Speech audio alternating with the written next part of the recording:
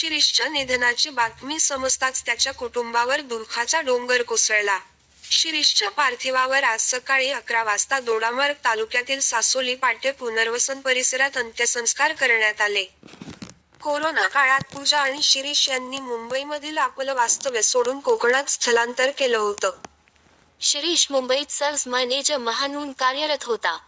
तर त्याची पत्नी ही जे स्कूल ऑफ आर्टमधून शिक्षण घेतलेली कुशल फाईन आर्टिस्ट असून तिने पुढे पुण्यातील FTI मधून प्रोडक्शन डिझाईनमध्ये शिक्षण पूर्ण केलं. त्यानंतर तिने बॉलिवूडमध्ये 7 वर्षे आर्ट डायरेक्टर म्हणून काम केलं. कोकणात आल्यानंतर त्यांनी गावातील साधं, मातीच्या सुगंधाने भरलेलं जीवन, स्वतःच्या शेतात उगम पावलेलं अन्न, घरासमोरील बाग अशा प्रत्येक गोष्टीचं सुंदर दर्शन व्हिडिओच्या माध्यमातून लोकांपुढे मांडलं. रेड सॉइल स्टोरीज या त्यांच्या YouTube चॅनेलवर सुरुवातीला पारंपरिक कोकणी खाद्यपदार्थांच्या रेसिपी शेअर केल्या जात होत्या.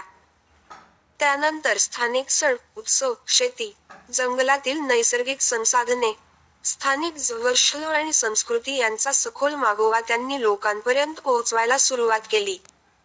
त्यांनी कधी भातशेती केली, कधी पारंपरिक पद्धतीने जेवण शिजवलं, तर कधी गावातील वयोवृद्धांची आठवणी जनमानसात पुन्हा जिवंत केल्या.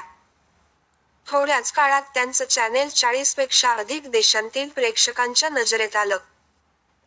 शहरातील आरामदायक जीवनशैली सोडून त्यांनी घेतलेला हा ठाम निर्णय इतका प्रभावी ठरला की त्यांनी केवळ स्वयंपूर्णता साधली नाही, तर कोकणातील अभ्यस्त संस्कृतीचा जागतिक स्तरावर प्रभावी प्रचार करणारी एक महत्त्वाची भूमिका बजावली. त्यांच्या YouTube चॅनेलचे आतापर्यंत 4,27,000हून अधिक सबस्क्रायबर्स आहेत.